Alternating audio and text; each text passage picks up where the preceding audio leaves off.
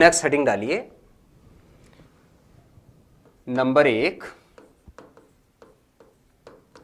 स्वर यंत्र या ध्वनि के आधार पर वर्गीकरण। हेडिंग डालिए स्वर यंत्र या ध्वनि के आधार पर वर्गीकरण। यह वर्गीकरण है क्या है, इसको आप जरा गौर से कीजिए। स्वर यंत्र या ध्वनि का तात्पर्य होता है, हम जब प्राणवायु को ऊपर फेंकते हैं, कंठ के तुरंत ऊपर एक पतली सी झिल्ली होती है जिसका नाम होता है स्वर यंत्र या स्वर तंत्रिका। हम प्रयत्न के द्वारा प्राणवायु को इससे टकराते हैं। जैसे ही इसमें टकराएंगे तो इस स्वर यंत्र में नाद होगा, या इस स्वर यंत्र में गूंज होगी, या इस स्वर यंत्र में कंपन होगा। इस नाद, गूंज या कंपन को आधार मानते हैं और हम इस आधार पर दो प्रकार का वर्गीकरण कर पाते हैं। एक वो ध्वनियां होती है जिसे तो हम नाम देते हैं घोष वर्ण, और इसमें दूसरी वो ध्वनियां होती है जिसे हम नाम देते हैं अघोष वर्ण। कई लोग घोष को सघोष लिखते हैं। सघोष शब्द वर्तनी की दृष्टि से अशुद्ध है, आप लोग ध्यान में रखिएगा। सघोष शब्द वर्तनी की दृष्टि से अशुद्ध है, घोष ही है, स उपसर्ग लगाने की आपको आवश्यकता नहीं होती। तो एक तो हो गया घोष वर्ण और दूसरा हो गया अघोष वर्ण। ये आपको रटना पड़ेगा। इस घोष का मतलब होता है नाद या फिर गूंज या फिर कंपन। आप उच्चारण करें, स्वर यंत्र में नाद, गूंज या कंपन अधिक मात्रा में हो, इसका मतलब वो घोष होता है, और स्वर यंत्र में नाद, गूंज या कंपन कम हो, इसका मतलब अघोष होता है। अब हम अपनी नाद या गूंज को खुद नहीं सुन सकते, अथवा तो चाहे तो आप स्टेथोस्कोप के माध्यम से सुन सकते हो, या तो फिर कोई वक्ता जो बोलता है तो आप उसकी पीठ पर कान लगाएं, आपको धमधम की आवाज सुनाई देगी, है ना। ये धमधम की आवाज ज्यादा सुनाई दे रही, इसका मतलब वो घोष है। कम सुनाई दे रही, इसका मतलब अघोष है। पर हम अपनी गूंज को खुद तो नहीं सुन सकते, इसलिए इसको आपको रटना पड़ेगा। असल में घोष वर्णों के अंदर होते हैं आपके स्पर्श वर्ण के प्रत्येक वर्ग का मतलब क वर्ग, च वर्ग, ट वर्ग, त वर्ग, प वर्ग, प्रत्येक वर्ग का तीसरा, चौथा और पांचवा वर्ण, ये तो होते हैं आपके घोष। और अघोष में कौन कौन से बच गए? स्पर्श वर्ण के प्रत्येक वर्ग का पहला और दूसरा वर्ण, यानी आरंभिक दो दो अक्षर तो क्या हो गए? अघोष, और अंतिम तीन तीन अक्षर घोष। इसके अलावा अंतस्थ वर्ण आपके सभी के सभी, अंतस्थ कौन कौन से? यरलव है, ये सारे के सारे घोष होते हैं। और ऊष्म जो आप देखते हो ना, स स स ह, ये सारे के सारे अघोष होते हैं। ठीक है, तो इसकी परिभाषा लिखिए। हेडिंग डालिए स्वर यंत्र या ध्वनि के आधार पर वर्गीकरण। लिखो इस आधार पर दो भेद किए गए हैं, इस आधार पर दो भेद किए गए हैं।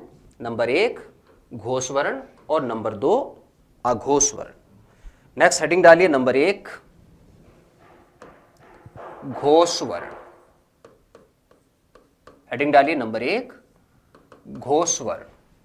लिखो घोष का शाब्दिक अर्थ है, घोष का शाब्दिक अर्थ है नाद, गूंज या कंपन। जिन ध्वनियों के उच्चारण में, जिन ध्वनियों के उच्चारण में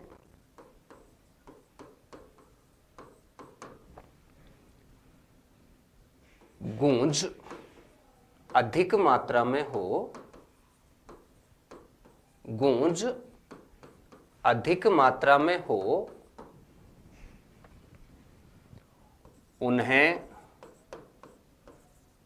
घोष वर्ण कहा जाता है। घोष वर्ण कहा जाता है। बस उदाहरण लिखिएगा, उदाहरण लिखो। स्पर्श वर्ण के प्रत्येक वर्ग का, प्रत्येक वर्ग का मतलब स्पर्श से कहां तक? क से लेकर प तक। प्रत्येक वर्ग का मतलब क वर्ग, च वर्ग, ट वर्ग, त वर्ग, प वर्ग, मतलब प्रत्येक वर्ग का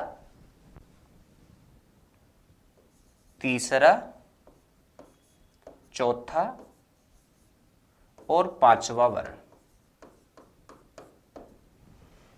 इसके अलावा अंतस्थ वर्ण। अंतस्थ वर्ण कौन कौन से हो गए जी? यर लव। इसके अलावा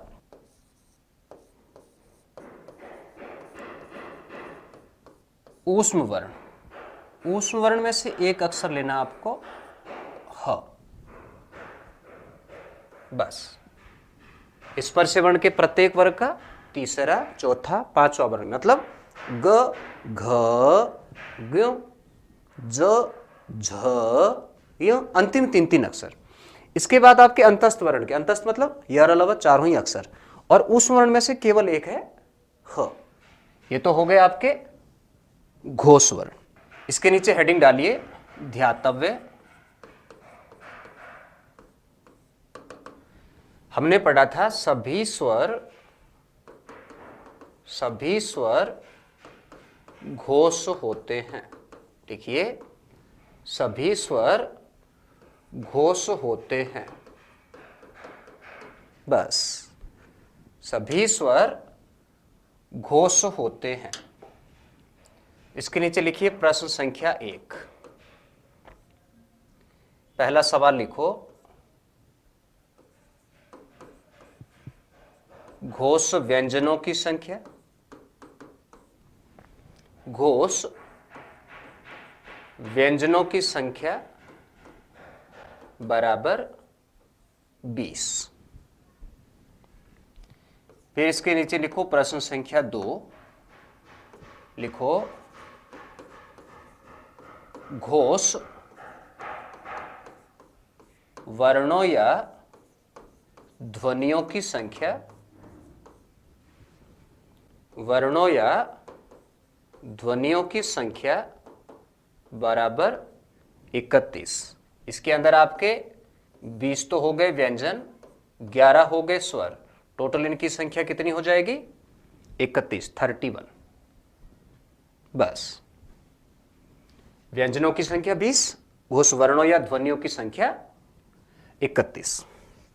चलिए नेक्स्ट हेडिंग डालिए नंबर 2, अघोष वर्ण। नंबर 2, अघोष वर्ण। परिभाषा लिखो, वे ध्वनियां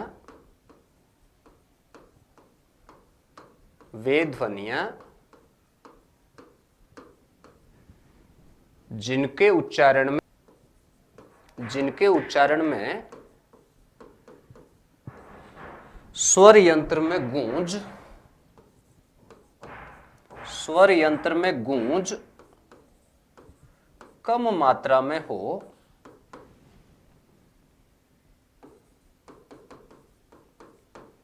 उन्हें अघोष वर्ण कहा जाता है।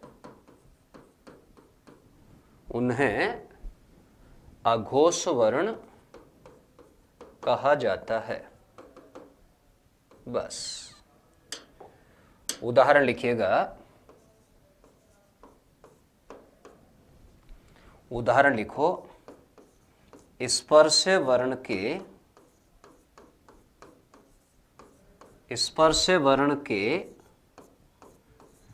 प्रत्येक वर्ग का पहला, दूसरा वर्ण, मतलब क, ख, च, छ, ट, ठ, त, थ, प, फ, आरंभिक दो दो अक्षर है ना, क से लेकर प तक। इसके अलावा ऊष्म वर्ण में से तीनों ही स तालव्य, श मूर्धन्य, स दंत्य। ठीक है। फिर इसके नीचे प्रश्न लिख लो, इनकी संख्या 13 है ना, 5 2 10 और 3 13। अच्छा गौर कीजिए, इसे लिख लो। अब आपको करना क्या है, अघोष वर्ण याद करने। घोष अपने आप पीछे बच जाएंगे। अघोष कौन कौन से, स्पर्श वर्ण के प्रत्येक वर्ग का पहला और दूसरा, यानी क ख च छ ट ठ त थ प फ, और उस वर्ण में से स स स यानी तीनों ही स, क से लेकर प तक आरंभिक दो दो अक्षर, उसके बाद स स स, ये 13 वर्ण क्या होते हैं, अघोष। पीछे बच गए वो सारे के सारे घोष। अच्छा इनको आपको अच्छे से याद इसलिए करना है क्योंकि हिंदी में जब हम व्यंजन संधि और विसर्ग संधि पढ़ेंगे, ये व्यंजन संधि और विसर्ग संधि इसी घोष अघोष पर काम करती है। आपको नियम रटने की आवश्यकता नहीं रहेगी, इसलिए इनको याद कर लेना। ठीक है, चलिए नेक्स्ट हेडिंग डालिए, नंबर 2, प्राण तत्व के आधार पर वर्गीकरण।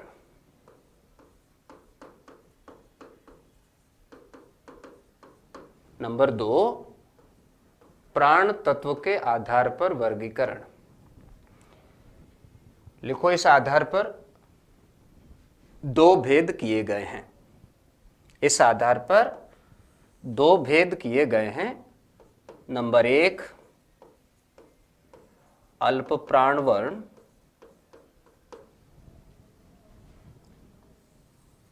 और नंबर 2, महाप्राण वर्ण। इस आधार पर 2 प्रकार का वर्गीकरण किया गया, नंबर 1 अल्प प्राण वर्ण और नंबर 2 महाप्राण वर्ण। बस अल्प प्राण और महाप्राण का मतलब क्या हुआ, अगर आप किसी ध्वनि का उच्चारण करते हैं, उच्चारण में प्राणवायु कम मात्रा में आ रही है, इसका मतलब अल्प प्राण है। आप किसी भी वर्ण का उच्चारण करते हैं, प्राणवायु ज्यादा मात्रा में आ रही है, इसका मतलब वो महाप्राण है। इसको आपको रटने की जरूरत नहीं, अगर आप इसे शुद्ध बोलते हो, है ना, क ख ग घ ग, स्पष्ट रूप से सामने आ रहा है।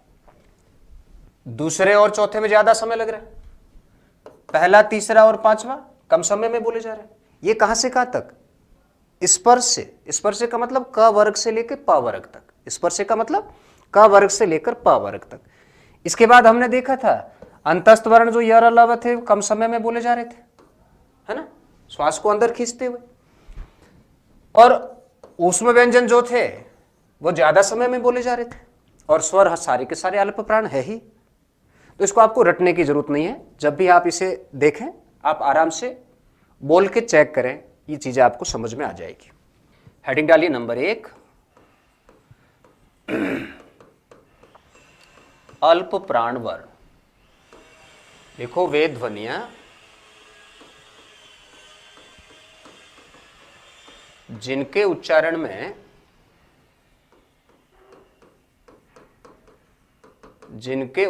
में प्राणवायु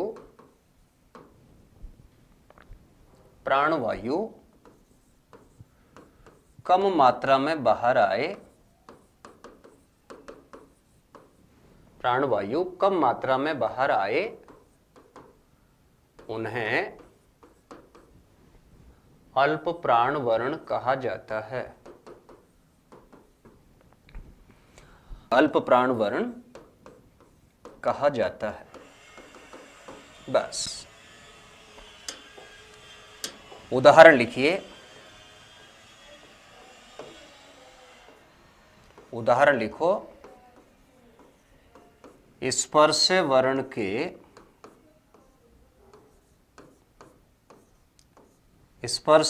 के प्रत्येक वर्ग का पहला, तीसरा, पांचवा वर्ण, फिर अंतस्थ वर्ण। कौन कौन से, य र ल व। इसके नीचे हेडिंग डालिए, ध्यातव्य या नोट लिखो, सभी स्वर अल्प प्राण होते हैं। सभी स्वर अल्प प्राण होते हैं। बस इसके आगे लिखो प्रश्न संख्या 1,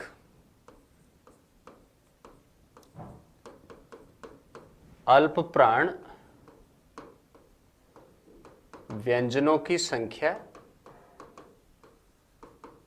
बराबर 19।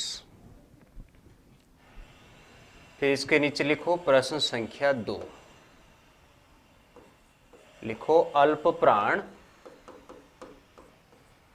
वर्णों या ध्वनियों की संख्या। वर्ण में स्वर और व्यंजन दोनों शामिल होते हैं ना, तो इनकी संख्या होती है 30। 19 तो हो गए आपके व्यंजन, 11 हो गए आपके स्वर, टोटल इनकी संख्या कितनी हो गई? 30। चलिए, महाप्राणवर नंबर 2, महाप्राणवर लिखो वे ध्वनियां जिनके उच्चारण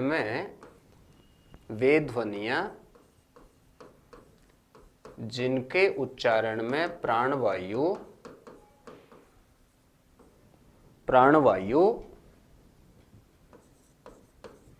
अधिक मात्रा में बाहर आए, प्राणवायु अधिक मात्रा में बाहर आए, उन्हें महाप्राणवर्ण कहा जाता है। महाप्राणवर्ण कहा जाता है। बस उदाहरण लिखिएगा। उदाहरण लिखो, स्पर्श वर्ण के प्रत्येक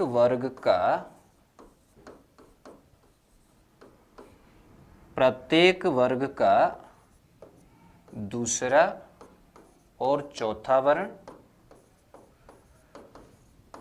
ऊष्म वर्ण में से कौन कौन से? स स सह। बस फिर प्रश्न क्या है? इनकी संख्या कितनी हो गई? 5 2 10 और 4 14। महाप्राण वर्णों की संख्या कितनी है? 14। बस